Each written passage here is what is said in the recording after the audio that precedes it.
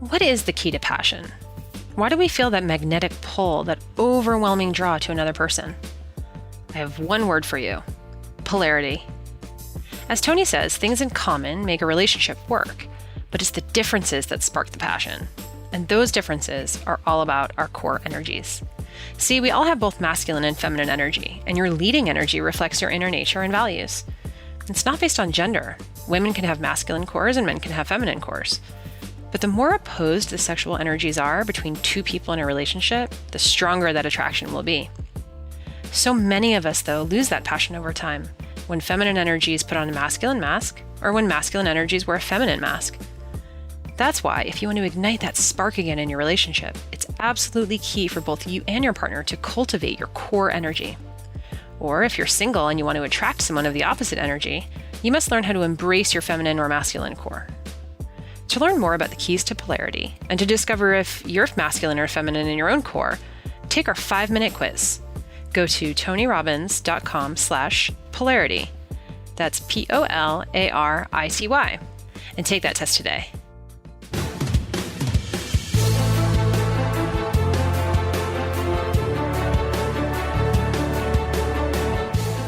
Why do people cheat, even those in happy marriages? And what can affairs help us understand about intimacy? We tend to think that the act of infidelity is the ultimate betrayal. We judge those who do it. We shroud them in shame. We dismiss them, label them, categorize them as cheaters. We also judge people who stay in relationships after being cheated on. We often do so because we don't have a complete understanding of infidelity. In the last episode, you heard Tony and Esther Perel talk about who we are in our relationships and what we want in our partners. And now, in this intimate conversation, they dive into the complex world of infidelity, challenging assumptions and cultural conditioning to offer a new look at affairs. What you learn may surprise you. Even if you've never experienced infidelity in a relationship, odds are you know someone who has.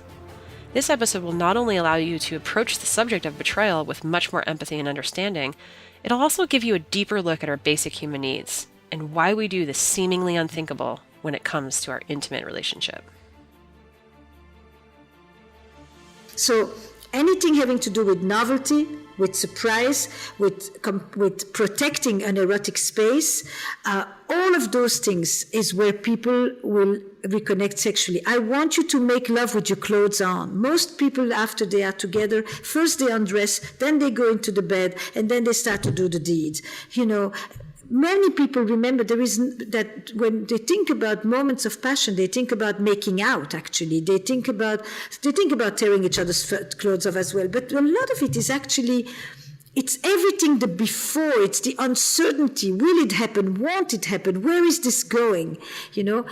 I want you to go and set the room up, create an environment, and just do everything that you don't typically do. If typically you first undress, then you go to bed, don't ever take your clothes off. Just play with the parts of you that you have completely left out. And the reason it became so clear to me is because now that I've written and worked on infidelity for all these years, everybody was talking about reconnecting with the lost parts of themselves. And that's really what people often are looking for in a relationship, aren't they? Yep.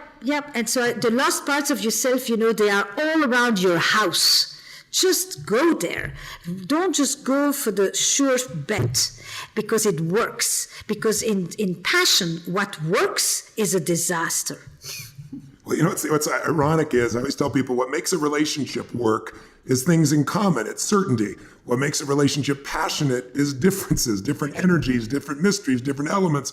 And it's not different values, but it's those differences that make something passionate. And so that's the dynamic, as we always talk about, in the 6 human needs. I can tell you in my own life, I can vividly, I grew up in an environment where 4 different fathers, I didn't want to ever have a divorce.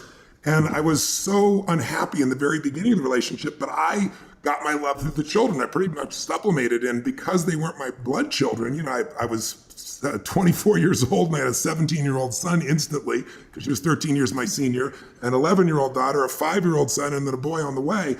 And so as they grew up and began to expand, and I can remember vividly when the kids were no longer there, it was like the love was no longer there because we were such different people. No one tells you how to pick your partner. And I can remember vividly, for my achiever friends listening, I'm on stage for what to me would have been, ecstasy at that time. It was like my biggest vision. I had 13,000 people in New York at the Continental Center, and I'm doing what I love. And, when you serve people so much love comes back to you, and I'm experiencing so much of that. And then a person came up on the stage and whispered in my ear, my company had gone public that day, and they said, your stock's worth $400 million. And I was like, oh my God, this is incredible.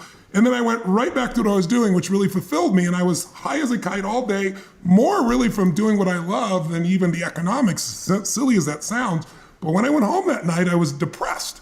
And the reason was because I was adapting. I constantly changed. I became a pleaser. You described that person. If you go away, you left me alone. It's like, that's what happened in my childhood. So it's like, I came home and I was so unhappy because I was being something I wasn't to try to please this person. He's a good human being, but we're so different. And I finally made the decision. I said, you know what? I'm not going to be one of those VH1 movies, those TV shows, if you're old enough to remember, where they used to always have a behind the music, they'd call it. That's right, Maren. There'd be this great rock group and they'd hit the peak of their life and then somebody'd overdose on drugs or drive their car into a wall or something. So the toughest decision of my life was to end that relationship. And it was the best decision because it led to my sage, to my Bonnie Pearl, and we've been together 18 years and the best 18 years of my life. But most people will not make those decisions. And the way I did is I sat down and said, what do I really want? Instead of judging my partner, what do I want? And then as you and I both talk about, who do I got to become to attract that kind of person, keep that person engaged for the rest of my life? So that was my focus.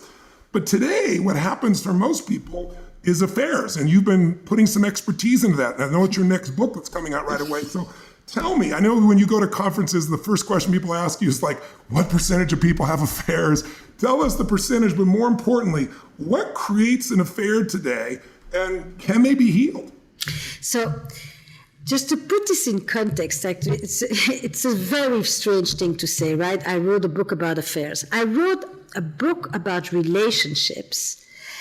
And in order to understand what makes good relationships, I can't just go and look at the ones that work as planned. I actually had to go and look at the ones where there is betrayal, where there is a violation of trust, where there is deception. It's from looking at those relationships that I can really glean the lessons of what makes a good relationship. It's very interesting. Instead of going to look for those who could inspire, I went to look at the inspiration from those who flunked and those who went through the crisis and then those who actually re-emerged from it. And that's when I really got a sense as to what makes a good relationship. It took me on a journey that I didn't anticipate at all.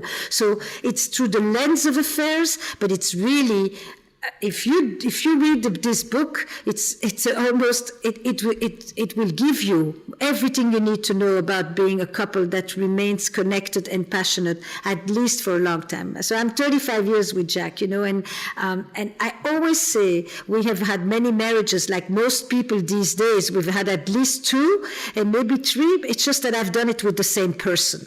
That's beautiful. Because we've gotten this, we've been able to constantly kind of reinvent and recreate but that's what people are doing. They're doing it through their affairs, they're doing it through a new partner, or they're doing it with the same partner. In the end, if we don't grow, if we don't change, we dry up and we die. And so in the name of that growth and that change, people will do all kinds of things. If Mating in Captivity looked at the dilemmas of desire inside the relationship, then the state of affairs looks as what happens when desire goes looking elsewhere. And I wanted to look at affairs because if I ask in your audience, if I ever come back to Date with Destiny and I look at these thousands of people and I say, how many of you have been affected by infidelity? 80% or more of the people will raise their hand. It is an experience. They may have had it with their parents. Yes, exactly.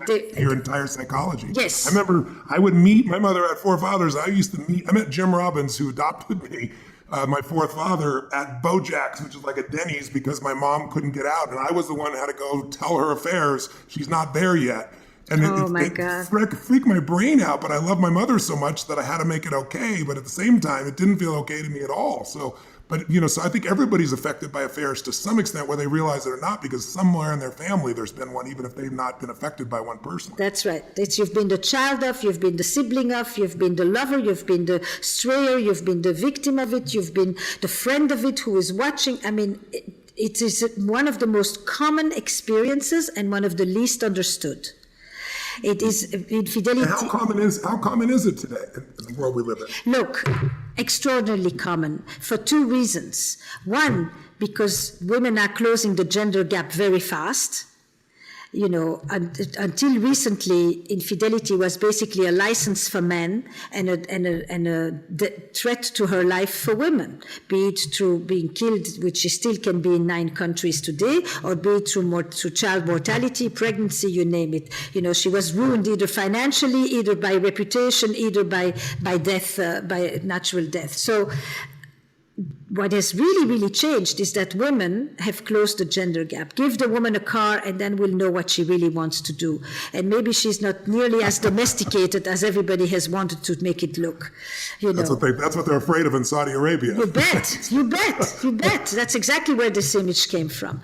And that's one reason why we would say it's rampant. And the other thing is because the definition of infidelity has been rather elastic. You know, what do we talk about when we talk about cheating? Are we talking about just having an affair? Are we talking about porn? Are we talking about massages with happy ending? Are we talking about chat rooms? Are we talking about sugar dads? Are we talking and the definition seems to be expanding all the time. There are more and more things which we today experience and describe as being across the line. So because of those two things, infidelity is on the rise all the time. And the third reason why it is higher than we think is because everybody lies about it. Everybody lies about it. So it's very hard to have any statistics. And the way people lie about it is that men have always lied to the up, men exaggerate, and women underrepresent. Because men get boosted by talking about how many conquests they have had, whereas women get shunned and judged for it. So the women have always lied by making it less, and men have always lied by pretending it was more. Worldwide, What tend to be the triggers for affairs today?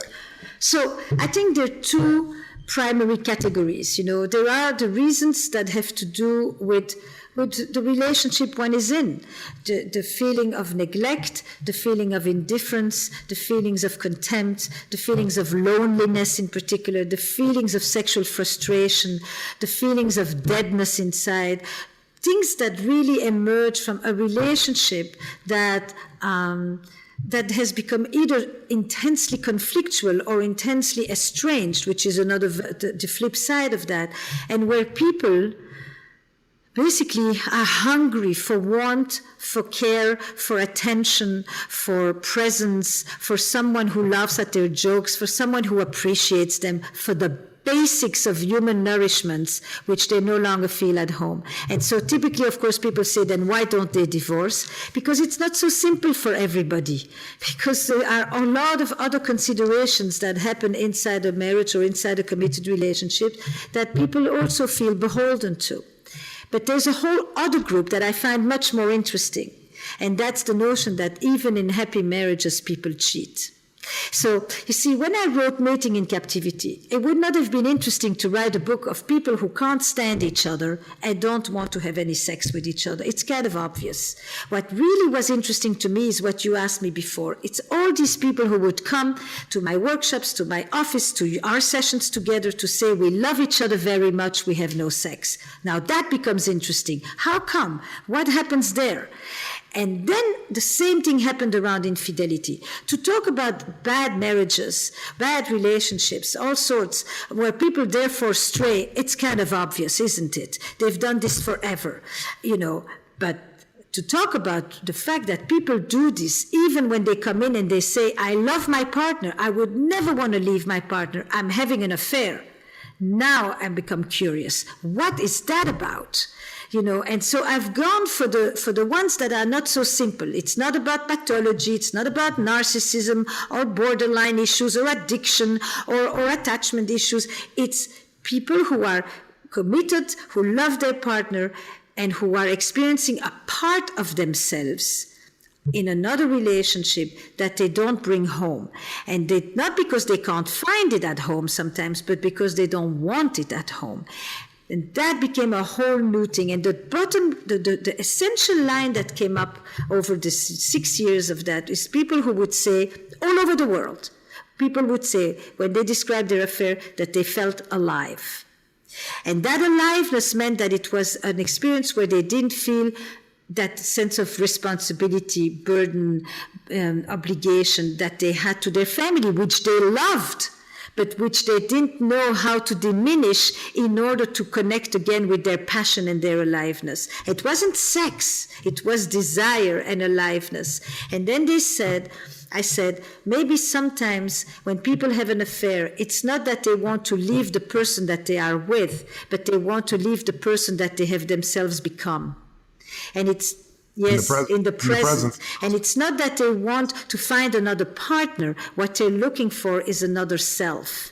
And so I began to think, when I think about affairs, it's always a dual perspective. It's a growth and expansion and self-discovery on one side, hurt, betrayal, and neglect or rejection on the other side. And it's really what it did to you and what it meant to me. At the heart of affairs, you have betrayal, and at the heart of affairs, you have longing and loss. You know, it's longing for the lost parts of oneself. That makes so much sense. You know, I've always said to couples, you know, you and I both know the 6 human needs, and many of my audience knows it. The need for certainty, the need for uncertainty, variety. That's that same balance that we have between wanting something and needing something simultaneously. The need to feel significant, unique, and special. The need to feel love and connection. To be significant, you got to be special, separate. To be connected, you got to be together. And then the spiritual needs to grow and to contribute. And I always tell couples, you know, whenever I hear couples, they always say, I gave him or I gave her everything. And I always say everything except what they needed. Because if you give them what they needed, then leave them. I've never heard anybody say, and maybe, I don't know, 50,000 couples or 100,000 couples I've probably dealt with over time. I've never heard somebody say, you know, I have so much certainty with him or with her that they love me. And they're always surprising me. There's just so much variety in our relationship. And I feel like the most important person on earth to them, so significant. And we have such deep love and we're growing and contributing. I want the F out of here. You know, nobody does that. And I think what happens is that people make judgments in these relationships and they don't understand. I've had, without mentioning names, because I never mention names unless the person talks about it, and it's pretty private, but it's a very famous person I could tell you without telling you their name, who anyone listening in just about any country would know. That's how famous. A woman, incredibly brilliant lady, a person of tremendous intelligence, a person with huge heart, a person beloved by people around the world, a person who's very successful in relationships, lots of friends, very successful financially. And this woman came to me in confidence and just said, I hate myself because she said, I'm having this affair. It's been going on forever, but I can't break it off. And what's wrong? And what you always find out, I always tell people, I say, just look at these 6 needs and measure them 0 to 10. I said, tell me about your husband. You know, let's look at the first need of certainty. How certain are you he loves him? 0 to 10. And she'll say, oh, a total 10. He totally loves me. I love him. And then I'd say, okay, how about variety? And you'll see this drop off almost always like, well, not a lot of surprises, 0 to 10, you know, maybe 3, and they really mean a 2, you know. And then I'll say, well, tell me about, you know, how significant does this person make you feel? And they say, today, I just don't feel significant with them. I'd say, you know, -1. And then I'll say, how about, you know, the idea that this person that, you know, you have this deep love. And almost always with that person, the person that they're married to, they'll say, oh my God, I have such a deep love for this person. So they have certainty and love met by that person. Growth, not so much, contribution a little bit. And I'll say, tell me about your affair. And then they light up like a Christmas tree. And they'll say, oh my God. And I'll say, how certain are you that they love you and be with you forever? And they go, 0 to 10. They go, 6. You know, that uncertainty. And I'll go, how about variety? Oh my God, a 20. I mean, I can't stop thinking about them. They're surprising me. They do this, they do that. How significant they make you feel. Oh my God, like the most important person with constantly thinking about me, sharing with me. Love you. Well, yeah, I know she loves me, you know. So what I almost always find is people split up sometimes and they're trying to meet some of their needs to their partner, as you've described, those stability type of ones. And then they meet some of the other needs to somebody else, but it violates their own values. Like this woman, honesty is who she is, and she's just tearing herself up. And I try to explain to people will violate even their own values to meet their needs. If you think you're going to lose love, and love is the thing you value most, people will lie, even though they're not a liar and they feel bad about it. And so I think it's really important for people listening to understand that we create these triggers in each other. And that if you really understand your partner's needs and can fill your partner's needs, and you can make sure you're fitting all of them, the variety, the significance ones, that's when your personal relationship, your intimate relationship can feel like an affair. You know, my wife has so many personalities, I feel like I've had multiple affairs. She shows up in so many different ways. But tell me, how do you heal? And a lot of people think, you know, today, you said something in one of your talks that I saw where you said, the new shame is staying. Comment on that. You know, what is keeping people from healing these things and developing a new level of relationship? What is it in our culture that's doing that? And how do you heal a relationship if it can be healed from an affair? So, I mean, first of all, everything you just said is music to my ears. I mean, we speak, I'm reminded of how close our view and our language is. You know, you have your vocabulary, but it's exactly that. They split off the adventure on one side, the freedom, the novelty, the surprise, and all of that. And then the other side becomes the stability, the security, the safety. And the love. And the love. And the reason I asked the question is like, what? Because the majority of the people that I work with are not chronic cheaters. They're not philanderers. They are actually people who often have been devoted, loyal, and faithful for decades. And one day they cross a line that they never thought that they would cross. And so the question always was, for a glimmer of what? Why would people be willing to risk everything they've built, including the things they've put in place themselves, all the rules that they've put in place? Why would they transgress that to experience what? What is it that people are going for? And that surprise, that novelty, that aliveness, that transcendence, where the word, you know, you put the other words to it, is really, it's like the call of the sirens. It's just irresistible. They'll destroy everything for that. And that has so much not to do just with sex. It's way more complicated. And when people begin to understand that, they also understand that it's not always the fault of the marriage. It's not marriage who did this to you. It's also what you allowed to do to yourself inside your marriage and what happened between you and your partner. So the things that help people recover from an affair, and there's multiple affairs and not every one of them can be recovered from. Let's be really clear about that. But the first thing is this: no matter what it meant for me, no matter how important it did hurt you, and it was a violation of an agreement that we had. We're talking about affairs, we're not talking about open or non-monogamy. We're talking about people who went and did something in secret.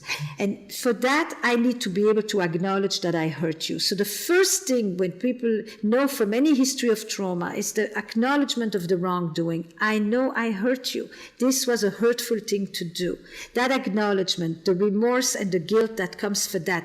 Even if I don't feel guilty about the affair itself, even if I find complete justification and entitlement in my affair. An affair is always a plot of entitlement. Ultimately, it's something I did for myself. It is selfish. This is a given.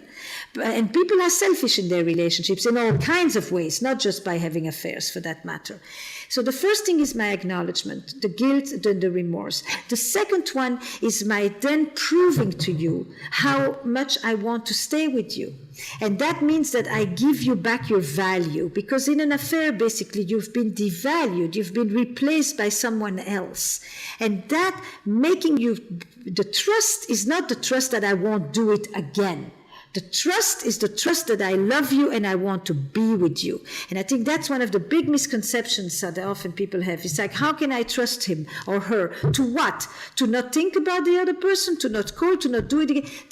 So what if they don't do it again, but they stay cold like like an ice block? That's useless. You want the person to be back with you, to claim you again, like they did in the beginning. And this is why sometimes people will tell you in the aftermath of an affair, people are having levels of conversations at a level of depth and honesty that they haven't had in years. And sex like they haven't had in years, because they find themselves back at the beginning, because nothing is certain anymore. That's it. Exactly what you described. They finally brought the edge home.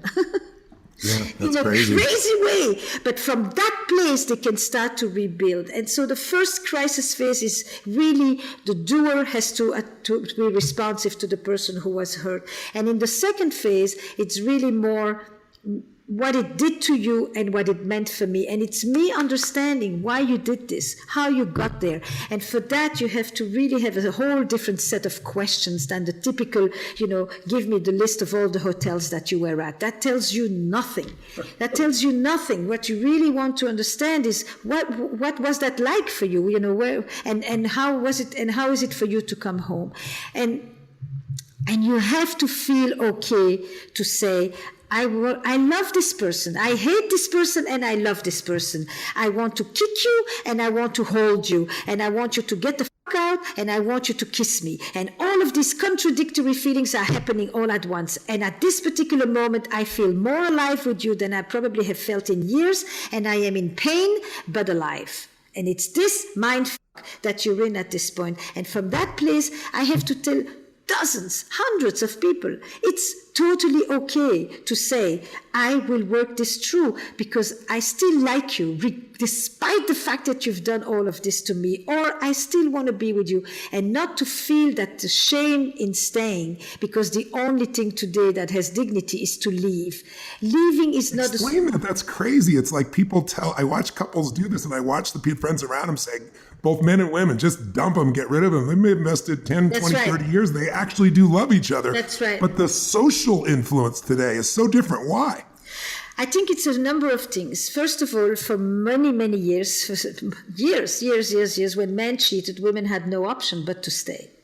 This is the Hillary Clinton story, right? There's a lot of people who never forgave her for that because she could have left. It's the fact that she chose to stay when she had the option to go. That's the new shame. And therefore, many people then have a secret from their own friends because they can't speak to their friends because all they will tell them is throw the dog on the curb, kick the bitch out of the house.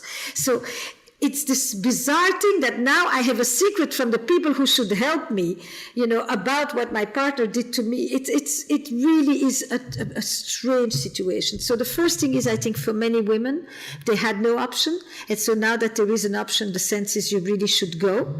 The second thing is infidelity has become the leading cause of divorce in the West because it's become the ultimate betrayal, because it shatters the grand ambition of love, because I thought I had found the one.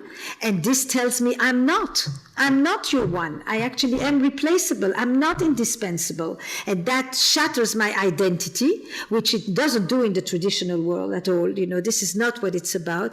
And this idea that it's become a bigger, in the United States, people are more judgmental of infidelity than they are of cloning, of suicide, of many other things.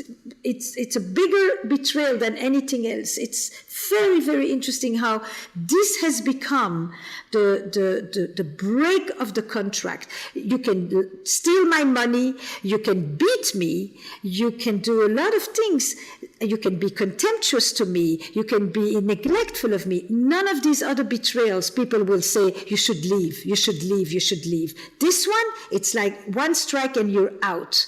And that needs to be... And is that true worldwide, though? Is like, in a place like France or places of that nature, isn't there a different cultural association, or is the American culture kind of spread to the whole world now? I think the American culture has spread. I mean, this comes with individualism as well. In France also, infidelity is a leading cause of divorce. And for all of you who think I have a French accent, I'm from the Flemish part of Belgium. I'm not French. But clear name.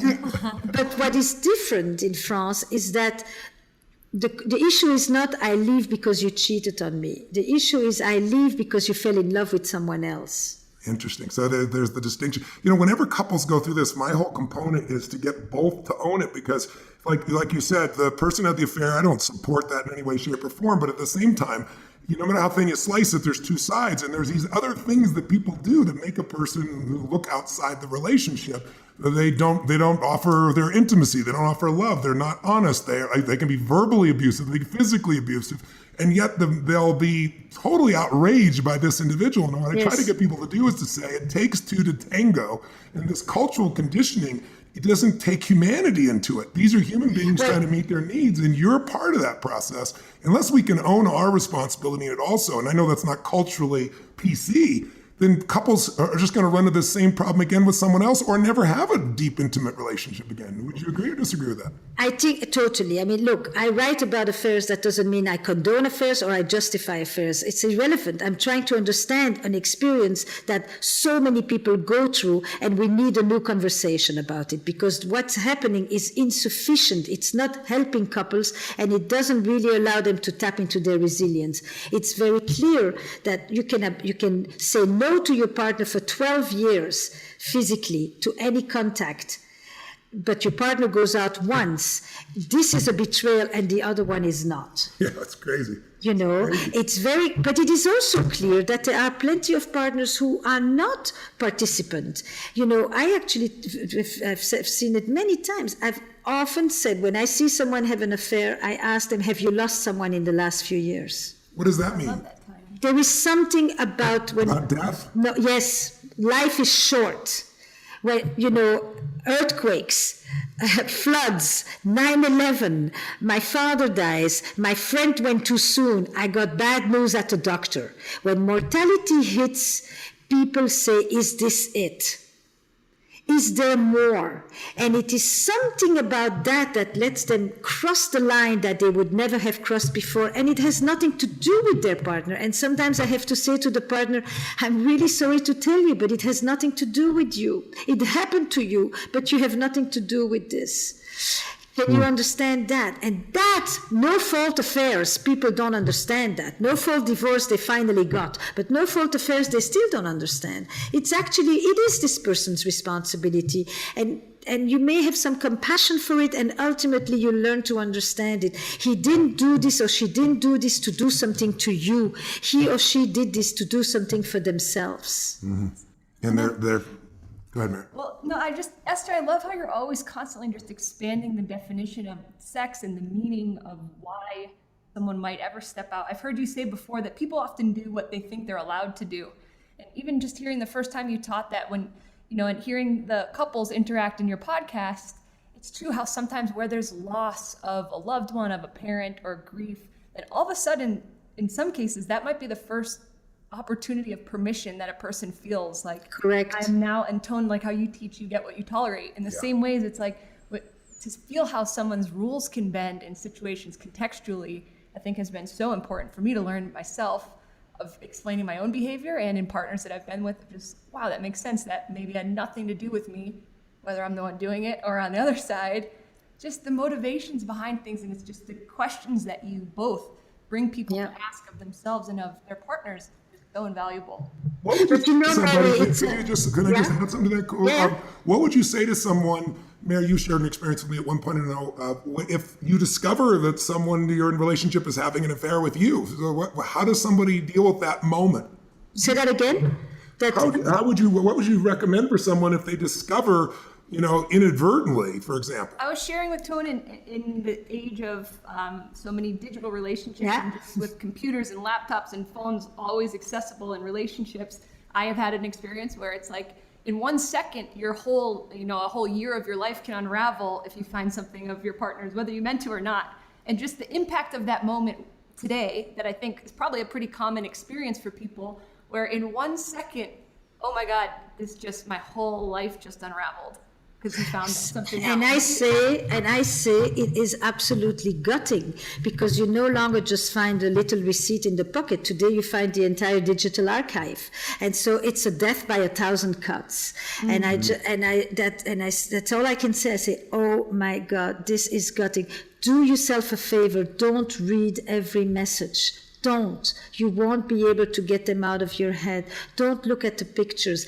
It's like watching the towers burn after 9/11. Don't stand there and stare and freeze. I have a dear friend who I love dearly, who his lady had an affair, his wife had an affair, and he found videos, and he watched all the videos, and it just destroyed. I said to him, why'd you do that? But it's like, you know, you often say, like, if someone has an affair and you're trying to heal it, don't ask them all the details. Don't ask them, were they better than me? Don't ask them, where did you meet?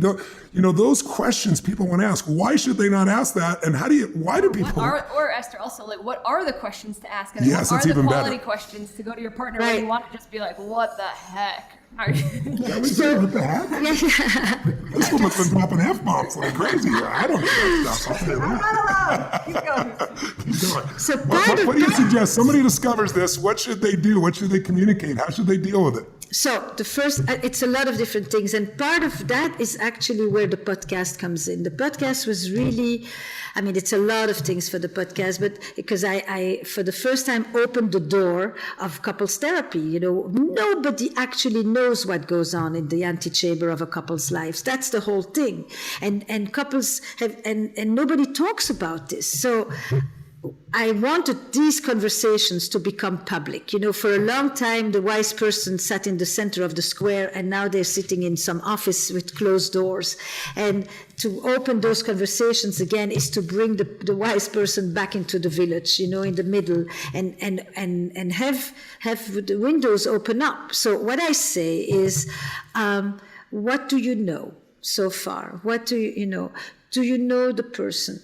Have you wondered about this? Are you surprised? Have you been suspicious? This is a bucket here. They're not in order. Have you been suspicious of this? Has there been any signs for you that you began to wonder, is something going on? Do you want to know more? When they have a question, I always say to them, do you want to know the answer to your question, or do you want your partner to know that you have the question? That's really brilliant. Do you understand? Yes. Because I want you to know, I'm asking myself, you know, did she scream? You know, was she? But I don't want to know the answer, because the answer I will stay awake months later, still churning in my head with that answer. But I want you to know where my head takes me. And it takes me to these crazy places. Like I can't recognize myself with my obsession and with my scavenging for the truth. And then I want to know, you know, I would say, look, I completely know you want to immerse yourself in the digital archive and just like, you know, spend your night there reading. I promise you, you know, this is, you make your first question. So what you want to ask is, you know, were you looking for this? Were you looking for this, or did this just happen and you didn't resist it? You know, how did you justify it to yourself? What gave you the permission? Did you think about me? Did you think about how it would affect me or us? Were you afraid to lose me? Did you want me to find out? Did you hope I would never find out? Did you think about our children? Why this person? You know, what? Because I think it makes a big difference if you go to the best friend or if you go to somebody that nobody knows. I mean, there are gradations here of betrayal, you know. What was it like when you would come home? You know, do you think I should forgive you? Do you wish I didn't forgive you on some level? Do you want me to leave so that you don't have to make the decision? I have 150 questions on my list that I give them, and they can choose from there. But those are not the questions for day one. In day one, you have really more, you want to ask, what happened? How long has this been going on? Have you been safe? Do I have something to worry about? Is there another child? Do I know this person? Is this person likely to come after us?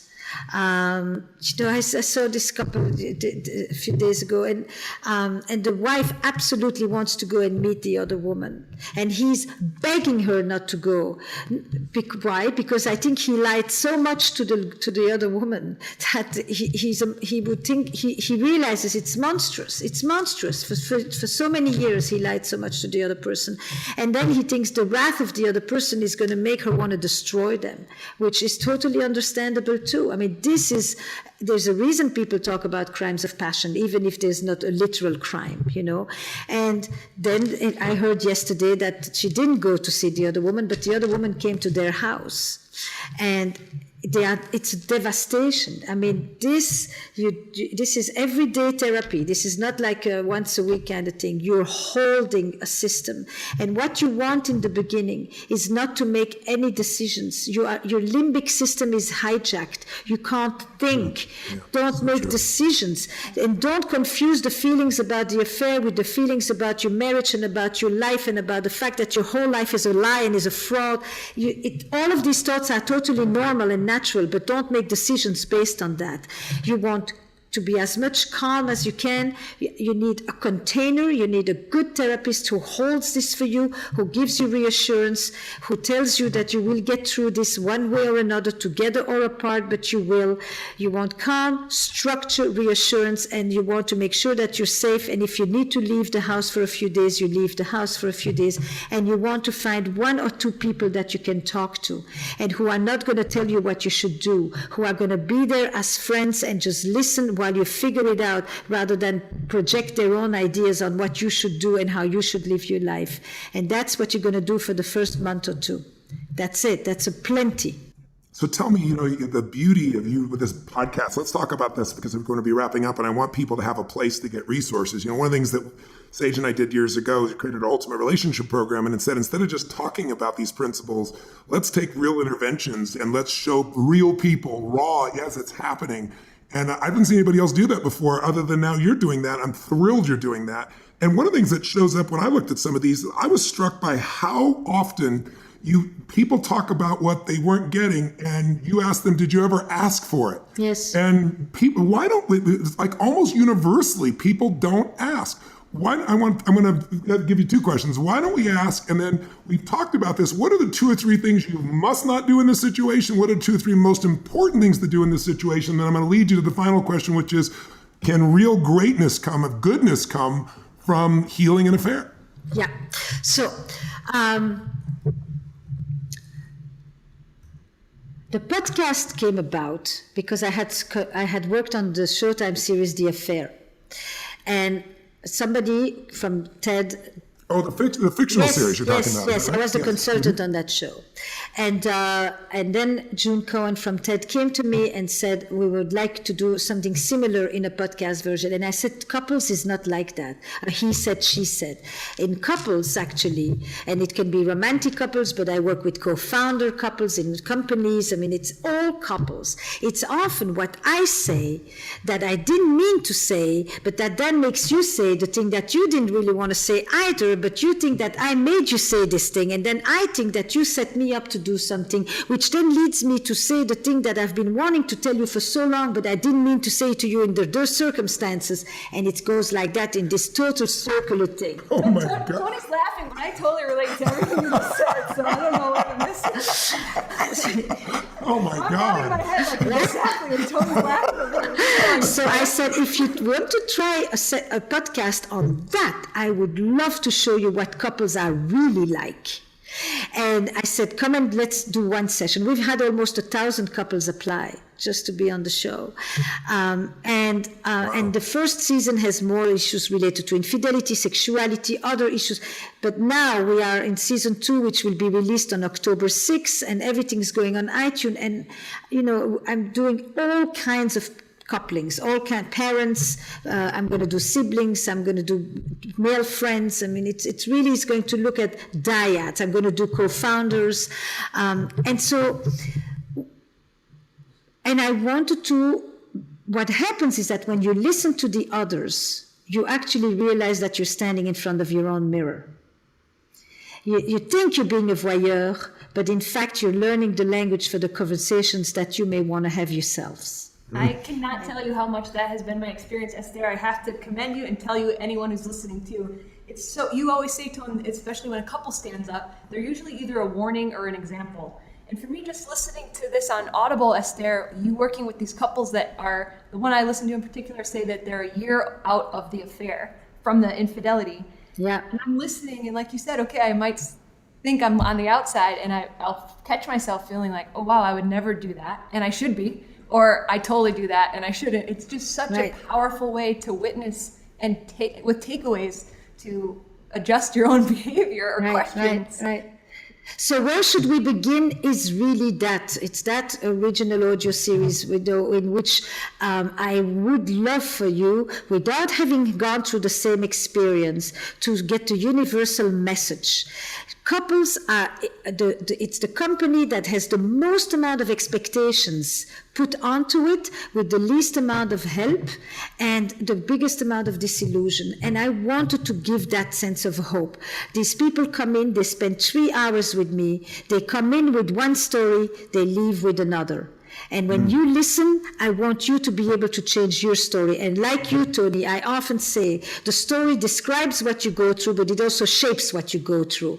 And so people change are... your story, change your life, right? Exactly. That's really what it is. Exactly. Right? People are stuck in their story, and in every episode, they come in with one story and they leave with another. And that's often about as much as you can do in 3 hours, but it inspires people all over the world around that. It's completely life-changing. And I always tell people, divorce your story of limitation, of your pain, of being injured, of being a victim, and marry the truth that you're the creator of your life. You're not a manager of your circumstances, and you can change anything if you can own that responsibility. Address just for a moment, where do they go get this? Because I want to make sure people know where to go. Yeah, so there's 3 different places people go these days. There is the podcast, which is Where Should We Begin, which at this moment is only on Audible. October 6th, it goes on iTunes. Great. There is the YouTube channel, which has a series of videos called Moments, where I do 4-minute snapshots of a lot of these topics, because not everybody wants to read a whole book. And so it's on multiple subjects related to relationships, always thinking about how I can make people have better relationships with that sense of aliveness and vitality that they want, and how can they learn it to do it. And then there is a thing which I think is very interesting for the people that are with you. It's called Sessions with Esther Perel. And basically, like you, I think that you're somebody who talks to a lot of different people, but a lot of people today are having siloed conversations. And Sessions with me is basically an educational platform for coaches, for therapists, for people who are working on relationships and who want to be in dialogue across disciplines and across cultures. So I bring the best researchers, anthropologists, therapists, coaches from everywhere who work in the field of relationships to the platform, and I interview them, and then people can have live questions and community forums with them, so that we develop a new conversation that is more truth-telling, that is less judgmental, that is more diverse about the subject of relationships. Everybody understands today that it's at the center. When I began with you and I would go talk about relationships in companies, it was the soft skills. It was the things that you brought somebody in when there was a real crisis. Nobody took it seriously. But today, everybody understands that the relationship quality is what determines the success of the company. On the inside, between the founders, when I do the co-founders work, we know that more than 50% of startups fail because of the relationships between the co-founders falls apart. And even if they had the best idea. So everything hinges on this. It's not just a romantic relationship, but the romantic couple is the one that I have spent my time studying, because it gives lessons to everybody else. People have affairs in companies today too. In the gig economy, people have affairs all the time. Where they go off on the side to have their sense of aliveness. So I have to tell everyone, I've learned an enormous amount from our collaborations together, and from the trust and the confidence that you've given me over the 14 years that we have worked together, and then just brought my own personal sauce to it, Yes, you certainly have. I've always loved working together. Doing interventions together is one of the things I enjoy most, because there's very few people I can pitch and catch with other than my wife. And in this category, You're just such a genius. So I really thank you for that. Your book, The State of Affairs, is coming out when? October 10. Awesome. In the US, October 10 for the US, October 12 for the UK, and then for the Dutch, for the French, for the Italian, for the Spanish. It's all happening as we go into 2018. But October 10 is the state of affairs for the US. Wonderful. I hope that people listening today, the real outcome I wanted today was to talk about something that most people it's taboo to talk about, with a person who's got more experience about how to guide people through this. And I'm hoping that people listening to us will remember now that the quality of your life is the quality of relationships and business and life, and certainly your intimate life, the most important one of all.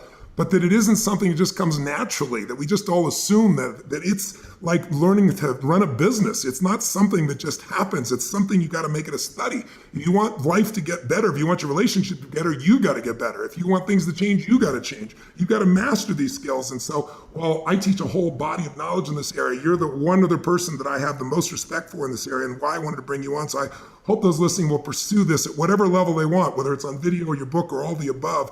But it's something you've got to dedicate time to. And it doesn't have to be because there's a problem. The ideal time to do it is when there's not a problem, so you become skilled and you never have these types of problems. But I want to finish with the most important question. We've alluded to it a little bit, but you talked recently about how, I think in your TED Talk or somewhere, I was really moved by it. You talked about, we're all aware today that we used to have one job, one career, for a lifetime. People worked for IBM forever and that was it, right? And today people have, between 4 and 12 careers, depending upon what generation they're going to be in. Tell me, how does that relate to relationship, and what goodness, what even greatness? That sounds absurd to say to somebody today, because most people have that, the shame of staying, but what greatness can come from by staying and working it out and transforming your affair into the quality of relationship you desire and deserve? So I think that the question that you asked before, what have I done? What has been my contribution? How have I invested in maintaining a meaningful, passionate or alive or fun relationship with my partner? Have I done my part? Have I shown up? Have I done my part? I think everybody needs to reckon with that question. You can do it in relation to your kids or to your spouse, but at some point you ask yourself, have I put in the best of myself here? And the answer to that question has got to be not did you give what you wanted to give, but did you give what they needed, right? Yes. That's the biggest challenge. Exactly. I see. People say to me, I gave everything except what they needed, or they wouldn't have left you. That's right. You gave what you wanted. And typically, we give to the other not only what we want, but we give to the other that which we want them to give to us. Yes, it's so true. You understand? Yes. So if I like to be left alone when I'm upset, I tend to do that for you. In fact, you are the person who really needs a hug when you're upset. We tend to do for the other that which we want them to do for us, and that is not what they want from us. So are you able to actually set yourself aside for a moment and listen and pay attention to what they ask? And can you do it gracefully? Can you actually do something for the other just because it makes them feel good? And then, like you, I would jump right away to the other person and I say, and can you receive the fact that somebody did something just because it's you, even though they would never do it if you were not there? Oh no, I want them to do this because I wanted them to want it as well. No, they don't want it. They're doing it to please you. Can you feel that important and actually take it? Rather than want them to want what you want so that you don't have to owe them anything. Right? So I think what happens today is that there is a short leash. There is a kind of I shouldn't have to deal with this. This is more than what it's worth. This shouldn't be so hard. And I'm like saying, excuse me, you're willing to work in your business that hard, but in your marriage it should come easy? No, my dear, it's not. It will not. And that means that it's not hard work, it's also creative work. It's fulfilling work. And it's fulfilling work. If you want to have a nice meal, you're going to go get the right wines, and you're going to go to the market, and you're going to pick your ingredients, and you're going to be artful about it. I will help you be artful about it. If you just want to do fast food, I don't know that you don't need me for that. You're doing that perfectly fine on your own. But you will, but you will look like you look, and you will feel like you feel. If you say, I want something more, you have to invest in it. And I ask, people will read books about business, people will read books about investment, people will read books about which boat to buy. But if you ask them, when's the last time you actually read a book about how to be a better lover? Whoop, nothing. And I'm like, excuse me. And you're surprised? And bring the best of you, and then we will start having it. Then we have something to talk about. And I'll help you get the best of you and put out the most of you when it comes to your relationship, so that you will not lie there and know ultimately, when you reckon with your truth, that you just did it half-assed, that you tried to get away with it, that you did the bare minimum. Because you do the bare minimum, you're going to get the bare minimum. Your children will know it, your friends will know it, and your spouse will know it. The only person who can actually leave is your spouse and your friends. Your children can't leave as easily. They may ultimately. Do better. Show up. Show up. And I've never known someone who ultimately, when they do the right thing, feels bad about it. Yeah, no kidding. And wishes they hadn't. There is integrity and passion.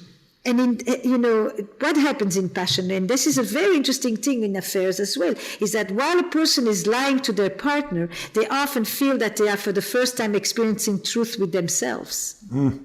You've got these two things happening at once. It's like so I would say, stop being a pleaser, ask for what you want.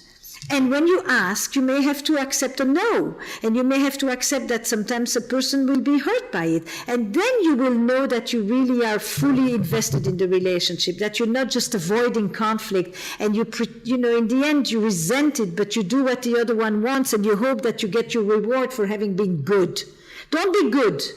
What good can come? What good or greatness can come out of a healed affair? Tell me that, because you've dealt with so many and seen them. Tell me what's the beauty that can come from it if people stick it out and break through. It's your line. It's your line. What if the worst day of your life became the best day of your life? That's your line, right? It's exactly that. It's that day when you thought everything just fell apart. I mean, everything falls apart. You think, because it's one thing not to know your future and to know that the future is unpredictable, but it's another thing to suddenly question your past and to think that you can no longer rely on anything that you thought was, and you question everything.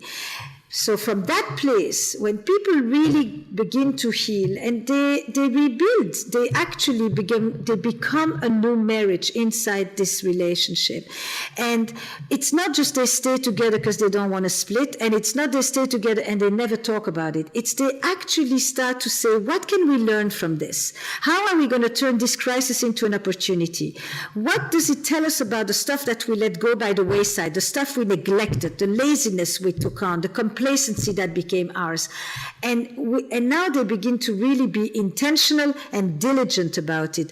And people will tell you, it's less when my partner cheated on me. It becomes when we had a crisis. 10 years ago, we had a crisis. It becomes a we crisis, and it becomes our crisis, which we took as an opportunity to say, you know what, I really like this person, but our relationship is in dire need of a tune-up or a complete new piece. And we worked on this and turned it around. We became attentive to each other in ways we had never been. We changed the power dynamic. We changed the financial issues. We changed the sexual relationship. We started to listen to each other in a whole different way. We showed up for each other. And from that place, they tell you, this was the worst thing that happened to us, but it just took us to a place where our relationship is better than it ever was before. That's what they tell you. That's beautiful. And that can only happen if it's not moralistic, it's not judgment, because you can't influence anyone, you can't understand anyone, you can't appreciate anyone while you're judging them.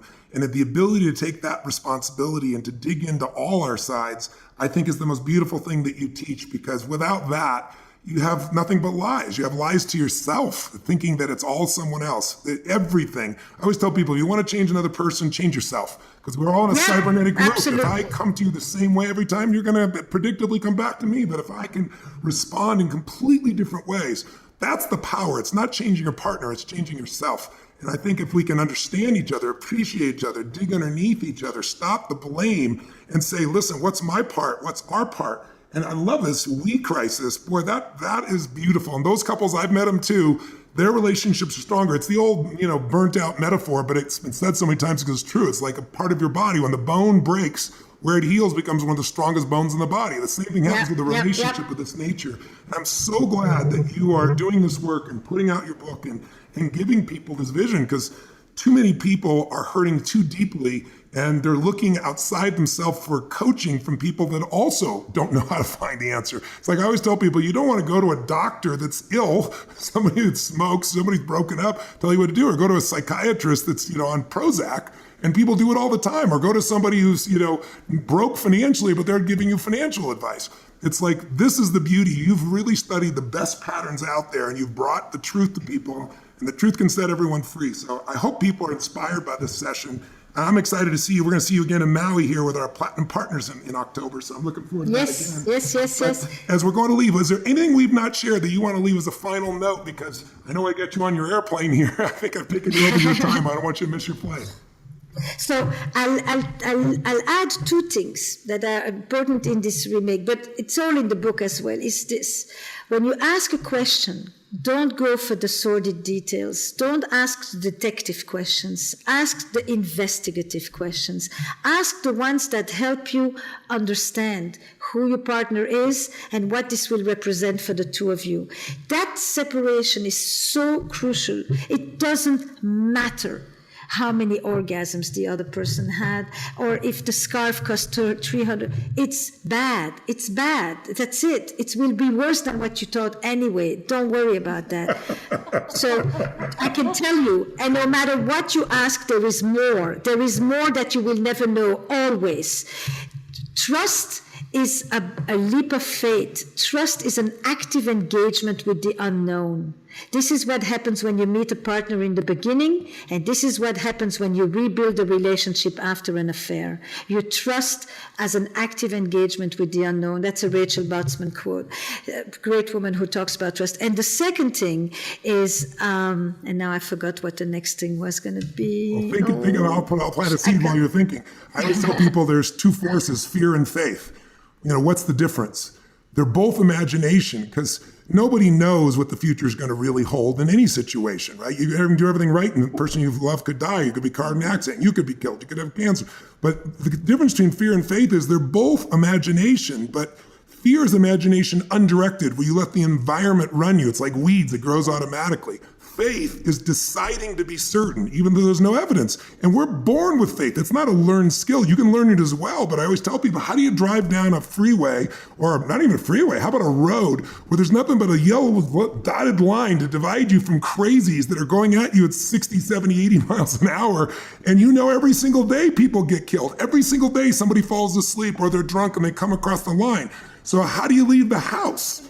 Because you're born with faith, because without faith, there is no future. Without faith, you'll never have what you desire. Without faith, you'll never be able to create anything. And creating faith in the middle of uncertainty is what leaders do. And people that listen to this type of podcast are those types of individuals. So I'm calling to them, saying, bring the certainty that you use in sports, or use in business, or use to lead, or use with your children. Bring that to this situation, and you can make it stronger than it's ever been before. But if you allow fear to dominate you instead of faith, then there's nothing that's going to make anything last in your life long term. You'll just leave this relationship only to find yourself in a new bag of challenges in the next one, or finding yourself alone because you're afraid to re-engage. Beautifully said. Beautifully said. And I love our conversations, and I want to continue the conversation with all of the people that are listening to us here today. And that means you find me on all the social channels as well. I think that this is a time in the world where listening has become crucial, because people are not listening to each other nearly enough, and everybody is talking pretty much in echo chambers. And listening to your partner at a time when things are the most polarized is your biggest challenge. But when you can do that, you have really demonstrated your ability to enter into the shoes of another person. And there is nothing bigger to expand yourself than the ability to also be able to stop thinking about yourself for a minute.